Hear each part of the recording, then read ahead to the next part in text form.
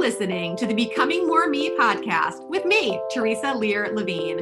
You're already enough. But if you're anything like me, you thrive when you're stretching and developing yourself, creating more of the person you feel called to be. This podcast is here to inspire and support you. Let's release the negative, reinforce the positive, and elevate our vibe together as we tap into our limitless potential to transform and grow. Well, hello, and welcome to the last podcast recording of the Becoming More Me podcast for the year 2021. Yes, guys, we are headed into 2022 right around the bend here. And today I wanted to talk a little bit about past, present, future, all that kind of stuff. And give a little gratitude for my year as I reflect on it, and also kind of explain some different things that apply to energy work and EFT as they relate to our past. Because, we all talk about how we want to be powerful here in our present moment and how that's the only place that we can be powerful, right? We can't go back and change anything about our past. So most people love to just be like, well, whatever, it's in the past. I can't do anything about it. But the thing is, when it comes to our past, with proper examination, and in the case of certain instances or bothersome memories or traumas, with good EFT work, we can resolve a lot of what is still happening presently in our nervous system, even though an event is maybe even as old as when we were born, or maybe last week. It's all the past one way or another. And when we have things like that are unresolved, at least with our nervous system, we are still carrying that level of stress as if that thing was happening to us right now. So I just ask you to think about that, because so often I hear people talk about, oh, well, that's my normal stress level, and so I was actually stressed out a whole lot more than that when X, Y, or Z happened. But, this is just kind of my normal day-to-day stress. And I challenge you to realize that whatever it is that you're calling your normal stress is probably some unresolved stuff that maybe you could have a much lower level of your quote normal stress humming in the background if you were to work on some things. So that is the value of looking into your past and examining things in a way that maybe you haven't before. I never am looking for people to go back and try to live in their past or rehash things in an unhelpful way, but there's a lot of gratitude, compassion, acceptance, forgiveness, and other really positive energies that can come out of doing some work in our past. And at the end of the year, I find that even just with the year that we're in, it's really great to reflect on things and see, hey, what am I proud of for myself for doing this year? Because so often we so easily turn to those negative things that are happening in our head. I didn't meet my weight loss goal, or I didn't meet my income goal, or I should have done more of this, or I completely never got around to doing that. And we go to all those negative things. But I'll betcha you got a heck of a lot done this year, and you did a lot of things that maybe you're not giving yourself credit for. And it's really nice if you have a day or two over the holiday season that aren't insane. And we all should have that, guys, that you give yourself a little time, you give yourself a little grace, you allow yourself to reflect, and even break out a pen and paper and maybe challenge yourself by giving yourself a number before you even begin thinking. 25, 50, whatever. Find that many things that you are proud of yourself for during 2021 and write them down. And it'll give you some really good energy to go into the new year with. I know one of the things that's on my list, among many, is finally starting this podcast. because it has been just another awesome positive domino effect thing in my life, my business, my personal growth, my development, the way that I can show up, the way that I can serve. It's been great. And I think up until I actually pressed record on episode, 0, I just had no idea what was going to come of it. And I still don't, because there's still so much unfolding every single day just because I decided to say yes to this and to make a commitment to it and just decide and move forward with it.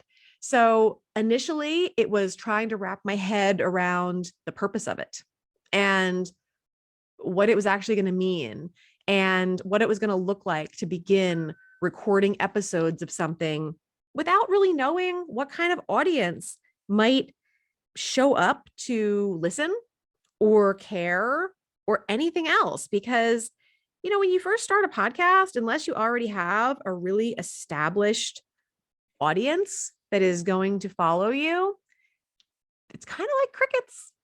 You have to start doing a little self-promotion, which is something I've gotten more comfortable with over the years and other things that I've done. That used to feel super duper uncomfortable, but it's not a bad thing to toot your own horn.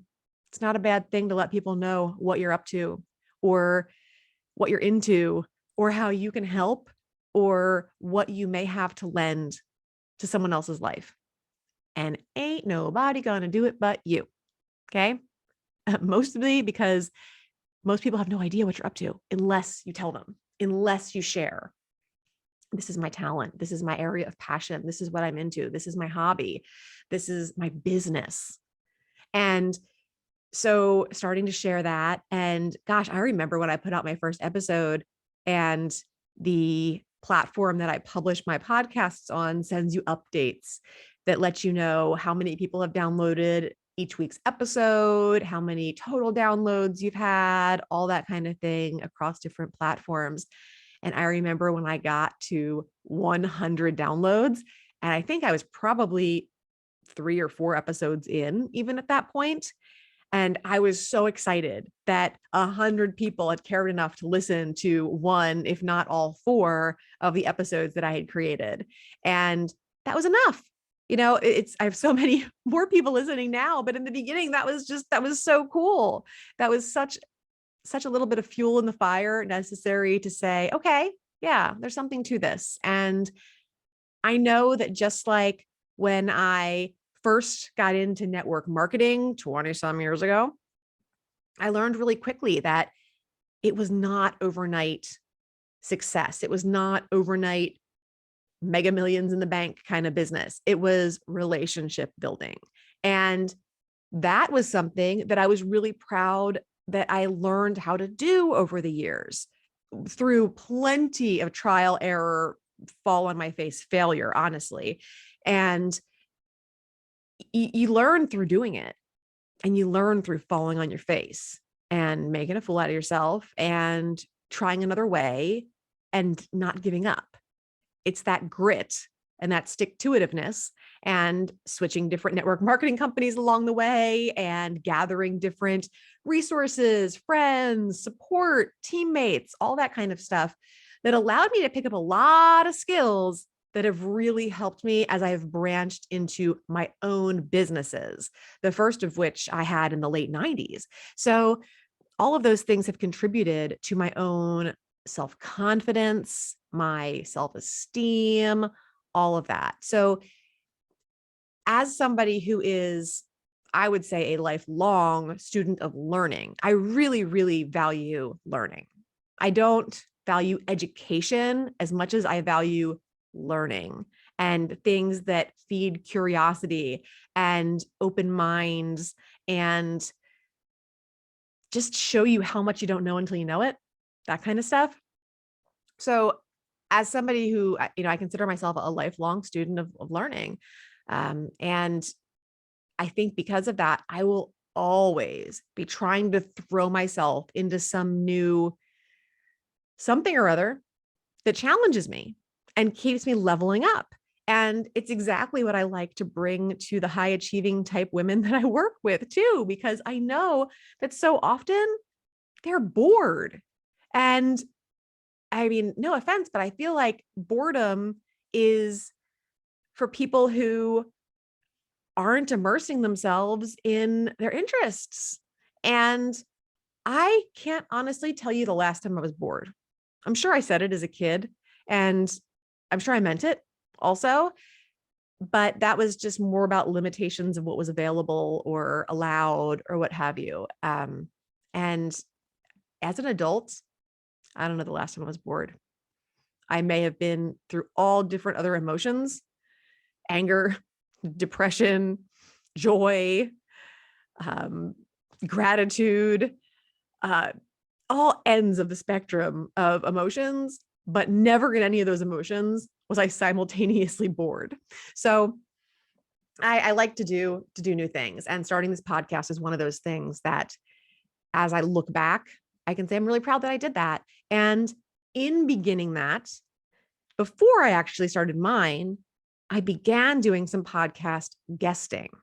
And I think that kind of gave me enough oomph to get going with my own, because I actually had to sit down. I've told you guys the story before, but I've had this mic that I'm talking into right now and recording this with I had it for a year or two before I used it to record anything. And it wasn't until I had a podcast guesting opportunity last winter, and I was like, ooh, I better learn how to plug some headphones in and turn this on and make it sound good, and maybe use a windscreen or this or that, all the techie stuff that I wasn't interested in pursuing without a reason to follow through with it. I had a reason. So then I did it. And once I realized how easy all that was and how much fun it was to just hop on Zoom with a host and chat about things that we were both passionate about, learn from them, they learn from me, we have a great conversation, I was like, there's something to this that's more than I'm giving it credit for. So started my podcast, and then decided that going into 2022, I wanted to make a commitment not only to producing episodes of my own show every week, but to being a guest on someone else's show at least 52 times, essentially once a week, but it might not pan out as exactly that, but at least 52 times during 2022. So throwing the gauntlet down here publicly, but I have a feeling that if you're looking for more from me and you just put my name in and search other people's shows, you're going to start seeing it show up a lot more, because I'm putting the effort into that visibility. And that is something that I think scares a lot of us mompreneurs, is actually getting visible. It's one thing to hide in your office, create your stuff, talk about it with a close friend or workmate or fellow entrepreneur. It's another thing to put it out there where anybody can find it, criticize it, love it, hate it, ignore it, whatever. And I love it. I love that intensity switch. And also the fact that whenever we put ourselves up against something that, doesn't kill us, essentially we're better for it, and every time I record a podcast episode where I'm a guest on somebody's show and I didn't die, then I feel amazing and it's so much fun. And I figure out new ways to discuss the things that I sometimes feel like a broken record about. And I learn what people really want to know.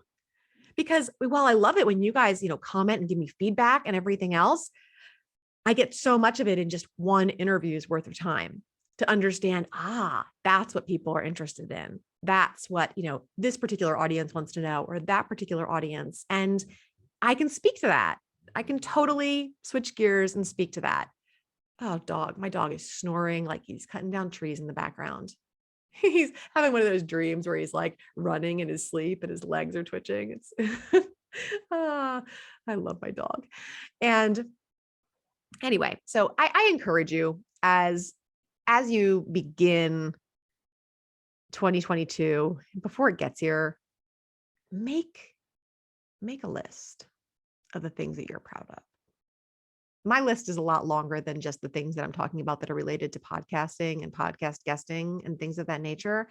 But those are just a few ways that I changed the trajectory. I changed my goals. I leveled up. I learned new things and opened doors to things I had no idea that I didn't know. And now I do. And then I get to learn more things like that. And I love that. There's no end to what we're here to learn. And I never claimed to know like everything anyway, and I never will, but getting into situations where I can be learning more every day, that makes me excited. Really, really, really excited. So I do want to talk more about our past and some examples of how that works into our future. But I think I want to leave you with this assignment for right now. And I'll pick up with that on our next episode.